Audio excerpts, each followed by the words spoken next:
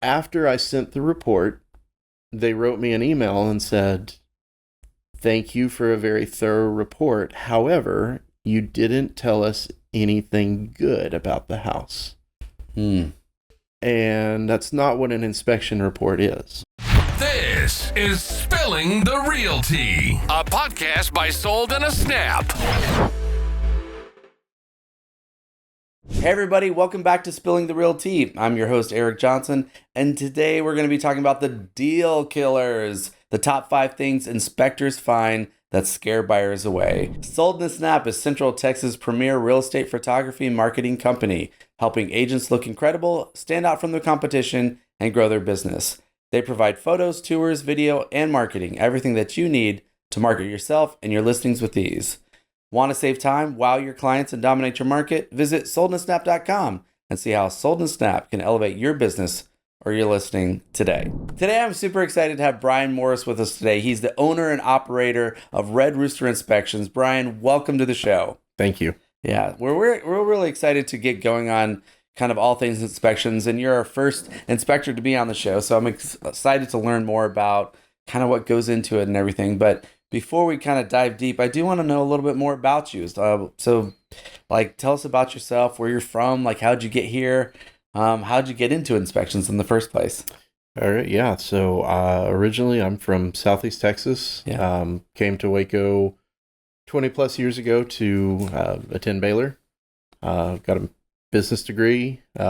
Worked in the professional fields for, I guess, 6-7 years. And then took a total career pivot. Wanted to do something other than sit at a desk, and had a friend suggest I look into home inspecting. And so just in the research I did in that sounded appealing, and had a little bit of construction background to kind of boost that, and took it and ran with it. Yeah, so you mentioned doing some research into home inspections. What did you find in that? What made it appealing to you?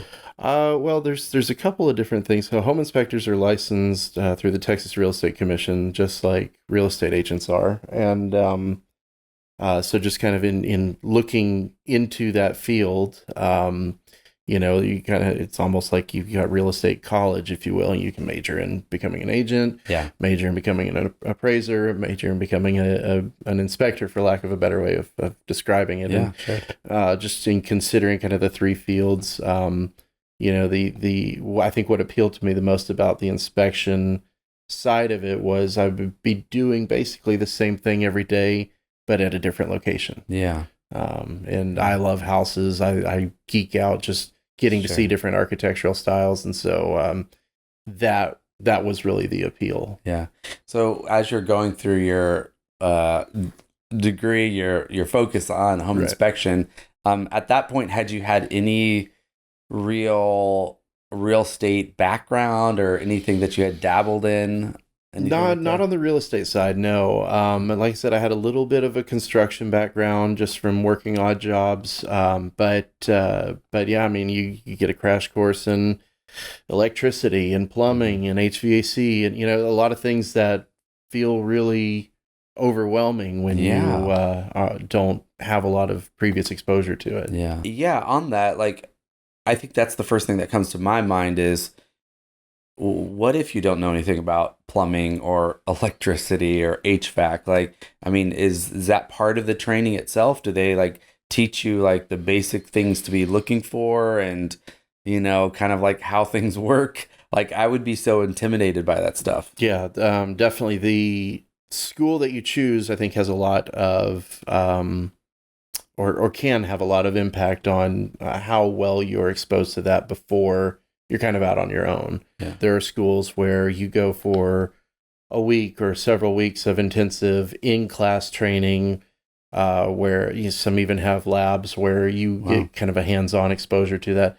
Others, it's more kind of self-directed with online courses, with a certain number of required in-class hours that you can fulfill, at one of their campuses. But it is, and I don't know now versus 9 years ago, but it did almost feel a little like the Wild West at the time. Yeah, trying to figure out which school to go with, and without really knowing the level of exposure that you were going to get, classroom versus self-directed. Yeah. So you go through this inspection course or school, and is there any kind of after you're done, do they do like an internship or like walk you through and like, all right, now let's go do a few together? Do you do an apprenticeship or anything like that? Right. Or do they like, everything, go get it? There are tracks where you can apprentice first. Yeah. I went what's called the professional inspector route, which was basically more classroom hours in order to go out on my own immediately once I was done. Yeah. With that, the state of Texas or the Texas Real Estate Commission does require X number of supervised hours of inspections. The school that I went with, it was a kind of a group setting. Some are more individual. Well, that's nice. So like you have like a cohort of other people that are going through the same kind of class as you. Right. Do you still have a good relationship with some of those classmates? Or Yeah. There's a couple that I keep tabs with just around Texas, and occasionally we'll get an opportunity to throw each other a referral when someone is looking for work outside of the area that we typically service. Yeah. So I want to get into like the inspections themselves. There's I'm sure there's plenty of stories of things that you've seen and some chaos that you've probably been a part of. But tell me through, like, what does a typical day look like? Like, let's say, do you see like multiple inspections? Is it once an inspection? Like, how do you schedule your time? Like, what does that look like? Sure. So a typical inspection is going to take between 2.5 and 3.5 hours. That's going to be for a house that's 2,000 square feet or less. Yeah. Several factors will go into the exact length. Obviously older homes, homes with crawl spaces, larger square footage, that can all add to it. But I try to block out 2.5 to 3 hours as a general base for an inspection. In a perfect world, I do an inspection in the morning and one in the afternoon. Yeah. Then there's still the after hours component, which is the report writing. It's the part everyone just loves. Oh yeah. Typical day, you get up, get the kids to school, kind of commute over to wherever that first job is. And then by the time you're done, wrapped up with the client, it's time to basically drive over to the next one. And then as you're going through doing these inspections, you're making notes, obviously. Is there, a standardized like form that you fill out, or is it something that feels good to you, making sure the certain boxes are checked? Does Texas have like you have to write on this form, check these boxes? Yes. So we do have the Texas Real Estate Commission standard of practice for inspections. Yeah. And that's the basically minimum standards we are supposed to inspect to, and that's any inspector in the state of Texas. Every inspector has to put their report on that standardized form, which is the REI 76 right now.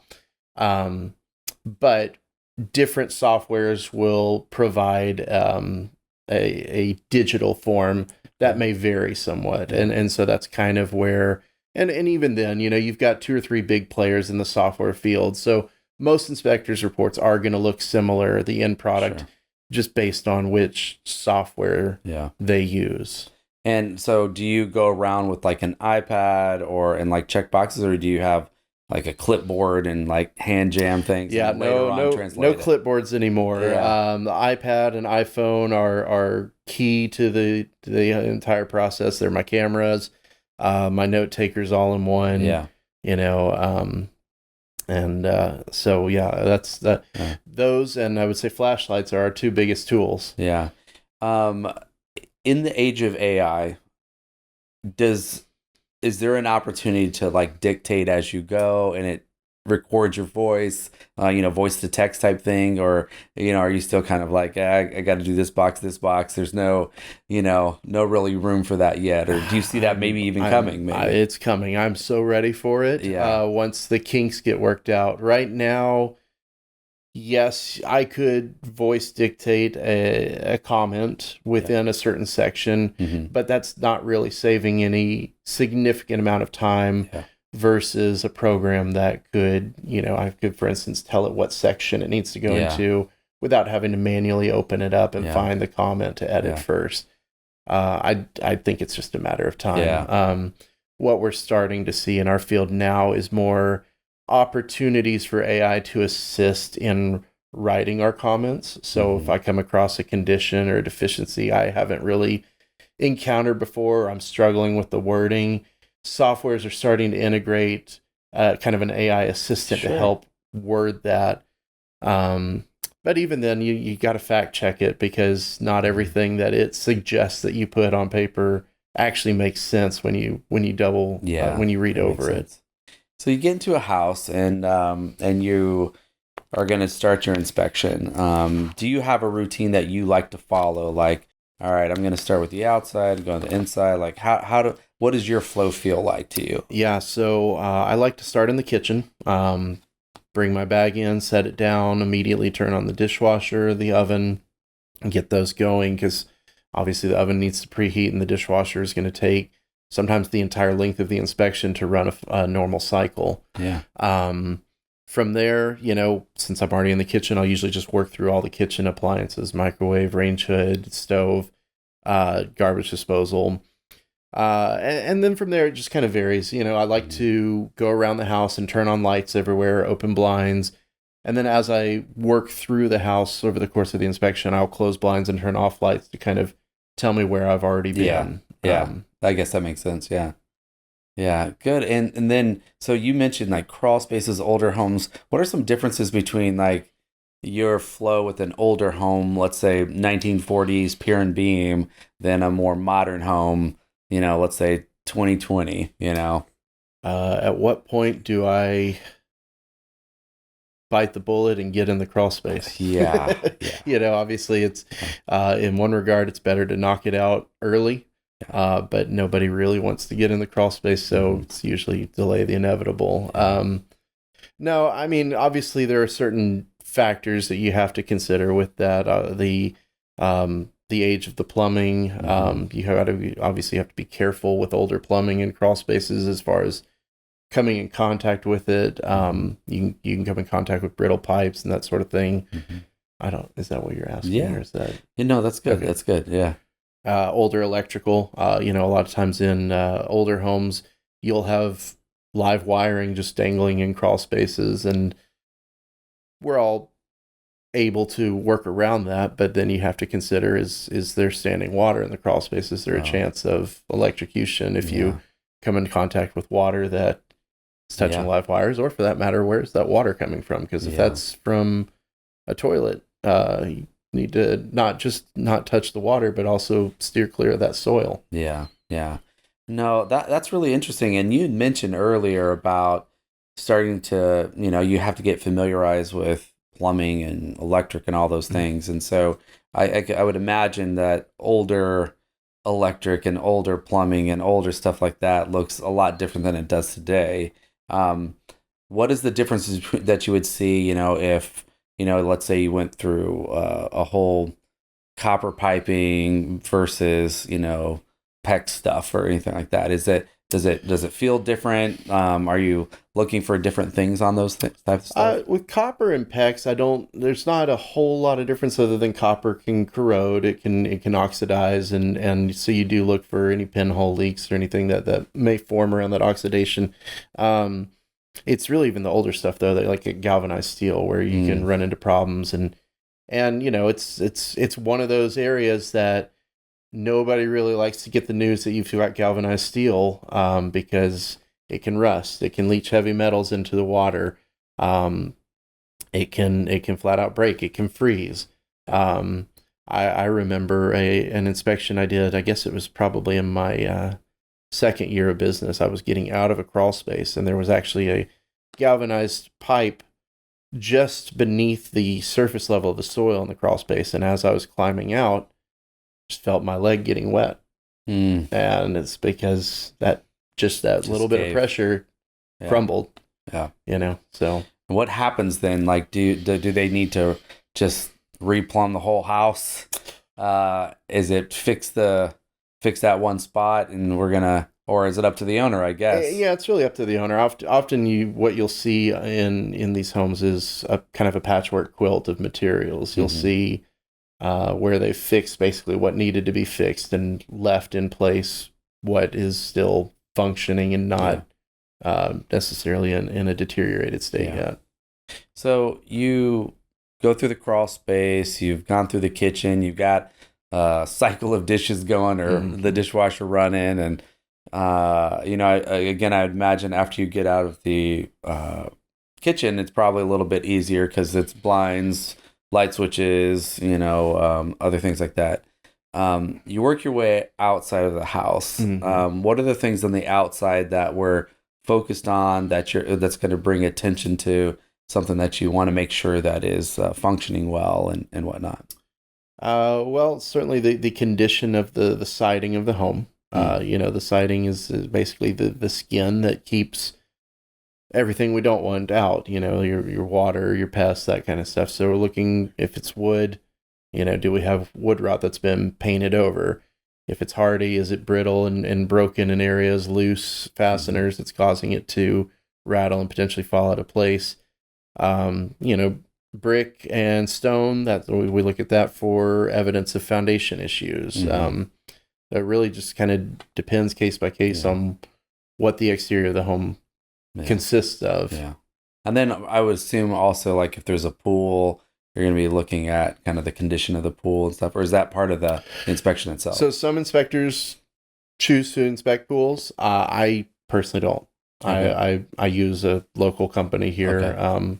Just feel like they know more about pools than I could ever hope to learn. Yeah. Well, that's really interesting. So if you are in a situation where, maybe there's something you don't feel like that's my expertise, you have a decent network of people that hey, can you come take a look at that for me? Yeah, absolutely. Yeah. I think part of our job is, and some agents will communicate up front as to what other inspections might be needed. But if they're not, we should be looking at the listing in advance so that we know, does it have a pool? Does it have a septic system? Do we need a termite inspection? These are all things that we could get licensed or certified to inspect, and some do. But I've been working with small business owners in our community for 9 years now who do it really well. Yeah. And I would rather have the experts look at that or those areas. Yeah. So, but you don't want to show up on inspection day and realize for the first time, this has got a pool or this has got a septic, and now we need to scramble to get somebody to look at this within the time frame that the client has. Yeah. Okay, well, let's get into the realtor side of things now. Okay. So you play a role, obviously, to really kind of bring to light a lot of these things, right? And I'm sure there's like some common things you see and maybe some other uncommon things. But what would you say is probably your top 5 things that you would say that you want to make sure that as a realtor you're paying attention to that you've been seeing? I think the foundation, certainly. Okay. The roof. Yeah. Depending on the type of loan that the customer or client may have, there are different conditions that would need to be met for like a VA or an FHA versus a conventional. And so that can kind of change what you're listening for in the inspection and understand where there might be some hurdles. Yeah. It's never a bad idea to tune out when it comes to HVAC equipment. And then everyone wants to know about electrical. Yeah. Tell me about the HVAC stuff. Why are people tuning out with that? It gets glazed over because of the assumption that a home warranty is going to cover anything that may come up with it. As an inspector, I don't know when a home warranty does or doesn't basically help a client out. But when I see a system that is 20 years old, even if it's working today, it makes me a little nervous because we expect systems to last about 10 to 15 years now. Yeah. When the type of refrigerant is outdated, when the age of the equipment is mismatched, any of these things can lead to headaches for the buyer within months or a year of moving in. And it's not really something that we have a crystal ball and can predict.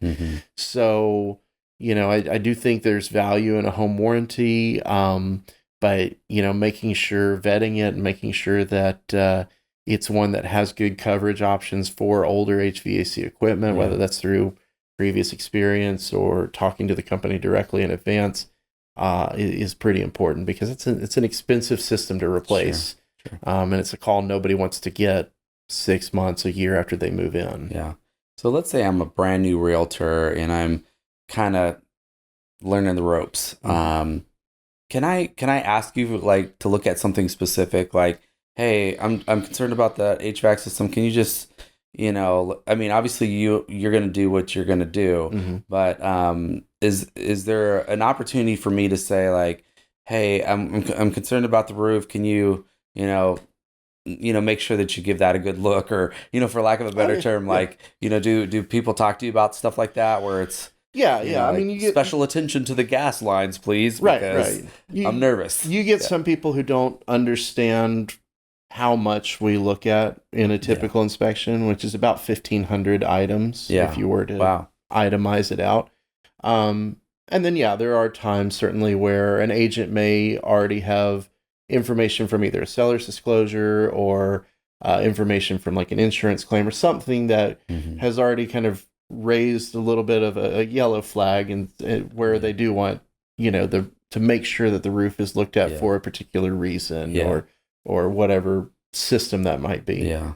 And you mentioned earlier that, depending on where you're getting your loan, let's say a VA loan, what are the differences there? Is there special things that you're going to have to do that you wouldn't necessarily do? Sure. As an inspector, not so much, but you are going to have a termite inspection. Okay. Whereas in basically every other scenario, it's an option. The lender will require a termite inspection or wood destroying insect inspection. Sure. And then there will be certain things that 9 times out of 10, the VA appraiser is going to call out, rotted siding, lack of smoke detectors, stuff that would still be on the inspection report, but that will usually, in a situation like that, be a condition that's required to be corrected prior to closing. Yeah. Not really something where you can say, oh, well, we can put smoke detectors in on our own once we move in. No, the VA is probably going to require that. Yeah. And so certainly there's things that depending on the type of loans, you just need to understand in advance. And I would assume that comes just with trial and error. Yep. Like, hey, I had to go back out there because we didn't look at those, or or whatever. So you mentioned earlier about these are you kind of your top 5 things that you see, but is there like what would you say about things that people overreact about? Like that they're like, oh my gosh, this is such a big deal, but maybe it's not all that big of a deal. Important to know, but maybe not a deal breaker. Like you said earlier, yellow flag, not a red flag. I would have to say, I think one of the areas we probably see the most overreaction would deal with pests. Whether that's roaches or rodents, termites. Sure. I think it's natural to expect your house to be just free and clear of all of that kind of stuff. And so when you walk into a home and you see a dead roach on the floor, you may not be thinking, well, it's because this has been vacant for 5-6 months. Nobody's living here to take care of this. You may just think this house is dirty. Yeah. And it's not. Yeah. I think that's one of those, that's more of a conversation, because I do get a lot of clients who are like, did you see the roaches? Did you mention the roaches? Well, if it's one thing if every door I open has roaches scuttling out from the door frame, versus seeing the dead carcasses in areas. We just try to make sure nobody's overreacting on account of what we're reporting there. Yeah. So things that people like, oh my gosh, overreact. Maybe like this roof is like 8 years old. Might be okay, but the roof is a tricky one though, because it's insurance companies have gotten so tough on roofs, at least in our area, due to several tornadoes and hailstorms over the past few years. I get calls often from people who are getting letters from their insurance saying that their roof is older than 10 years old, and to either get a new policy or renew their policy, they now need an inspector to come out and inspect the roof. Yeah. And so that's a little different than it was even just a couple years ago. So I wouldn't say the roof is an overreaction anymore, just because it is getting harder to even get insurance on a roof that's got age. And so, if they know that the roof is already 10 years old, they're pretty much right to be worried, because if it's showing any signs of granular loss or damage, there's a chance that they're going to need to try to negotiate for a new roof already, which feels a little silly. Yeah, but maybe it's something that, either a buyer or seller's agent can kind of navigate and negotiate, use that, a bit, one way or another. Yeah, so, certainly. Yeah.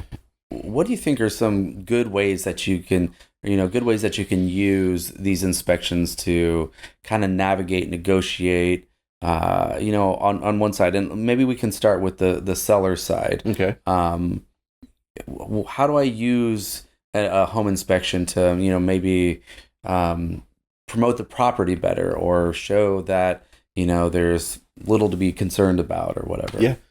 I had a client one time who hired me to do a pre-listing inspection on their mother's house. Mother had lived in the house for, I think, 50 plus years.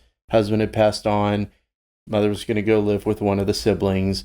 So they were getting the house ready to sell, and they wanted a pre-inspection or a pre-listing inspection to, I assumed, to understand what needed to be fixed up. And the house really wasn't in bad shape. It was just a house that had been lived in for 40 plus years. After I sent the report, they wrote me an email and said, "Thank you for a very thorough report. However, you didn't tell us anything good about the house." And that's not what an inspection report is. Okay. So when I see people use like a pre-listing inspection on the seller's side effectively, they either already know that the house has issues that they want to disclose, and basically say, this is why we're pricing the house the way it is. We know it needs a new roof, or we know it needs some foundation work. Or they want to use it to say, look, we had an inspection done. As a result, we were made aware of these things and we had them fixed. And here's invoices with, licensed tradespeople to show that we had it done and fixed. And, so I think that on the selling side, that's the most effective way to use a home inspection. Yeah. Well, that's really interesting. I hadn't kind of thought about that part, because you're right. You're inspecting is essentially bringing to light whether there's something to be concerned about, or like, hey, if I didn't say something, it's a good thing, or like if it's not on there, let's just assume that it's in good shape or whatever, Right. On the other side, on the buyer side, I'm going in, maybe I'm a new agent looking to, get my clients their first home or something. How do I use that inspection on that side? What's the most effective way that I can kind of approach, best use for it? Yeah. I think when I hear conversations between buyers and agents, a lot of times what you'll hear is, well, we want to send them the whole report and just ask them to fix everything. And I think the tough part of an agent's job is to talk them off of that and say, no, we need to go through this and find the things that truly, we don't need to bug them about caulking around tubs and showers if we've got bigger ticket items. Now, if it's a brand new home and the builder didn't caulk around the tubs correctly, then certainly. But, I think with our software, most home inspection software, the client and the agent have the ability to go in and select certain items off of a report to create basically a summary document that they can then submit to the listing side and say, here's the things that we would like addressed, either as a credit or just to flat out have repaired prior to. Well, the price, can you explain that a little bit more for me? Yeah, so the inspection might bring to light, and we've talked a lot about roofs, so we'll kind of continue on that path. Let's say that I've got some concerns, or I've got some deficiencies noted with the roof, based on like moderate to heavy granular loss, where the recommendation really is that to have a roofer come out and assess the remaining life on the roof. Yeah. They may say this roof is uninsurable and, the best course of action is replacement. Well, they can submit a bid for replacement, which I can't. Yeah. Right. So if a roofer comes in as a result of the inspection and says, this is a $30,000 roof, then that gives the buyer and their agent the leverage to say, we've had a bid, and so either we're asking for the full amount or we're asking for half. Yeah. And you've got that, I guess, in your kind of back pocket there. Right. Yeah. To, you've already kind of done your due diligence there. Yeah. Okay. So I won't give dollar amounts or estimates for anything. Yeah. But I'm hopefully giving the buyer and their agent what they need to go get those estimates. Do you ever have you ever been thrown in a situation where they don't agree with your inspection and want somebody else to come in and look over top of you? Yeah. Yeah. And vice versa. I've had a call where somebody had an inspection one day and they didn't feel like their inspector saw what they wanted them to see, and they just wanted to pay for a whole nother inspection done by someone else.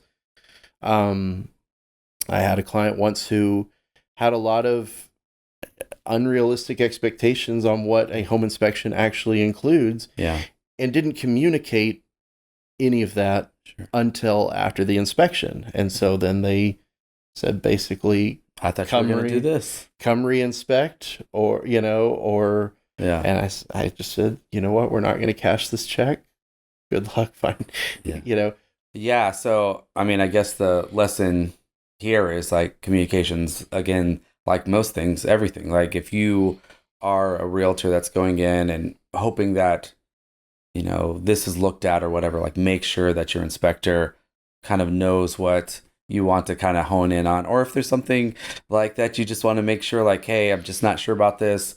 Can you let me know what you think, just so that you know what to expect? Yeah, absolutely. I have zero issue, and I think the inspectors that I'm friends with and talk to, we all like it when, if there are any additional requests, if you will, we like this to be communicated to us, preferably in writing, whether that's a text or an email before the inspection, because we're going to go through our same routine every single time. But if there is another concern, I'd rather have that in front of me and be able to address it rather than find out after the fact and then be going off of memory based on what I may or may not remember about the property after I've already inspected 2, 3, 4 other houses within a couple day span. Yeah.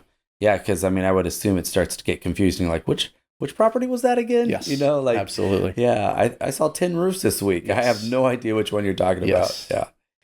So let's say you're an agent that is going to be walking a property before it goes live. So what are 3 things that you would say that you want to kind of make sure that you do to avoid any kind of surprises during the inspection?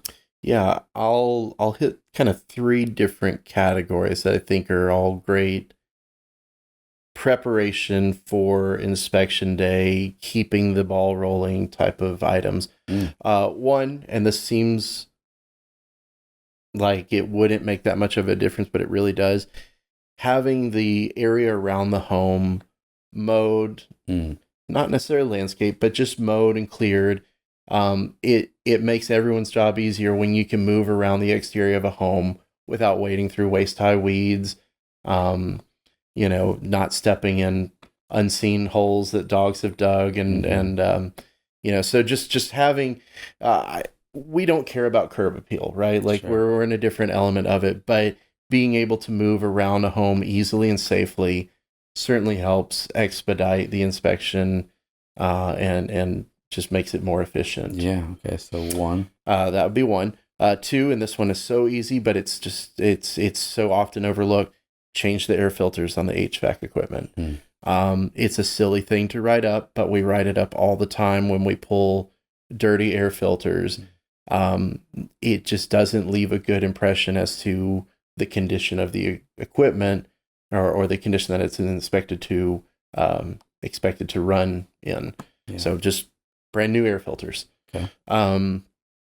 3, utilities on. I can imagine that's a showstopper. When every minute of every day of your 5, 7, or 10-day option period counts, showing up to the inspection only to find out we don't have power, or we don't have water, or we don't have gas. And, one, it's disruptive to our schedules. Sure. 2, it now puts everyone in a situation where the buyer's likely going to ask for an extension on the option period. Sellers aren't going to love that. It just creates unnecessary headaches. Yeah. When we are surprised. Now, there are times when I've got somebody who says, we know the water's off and we just need to get this done anyway. Yeah. Or the gas or whatever it is. Sure. Okay.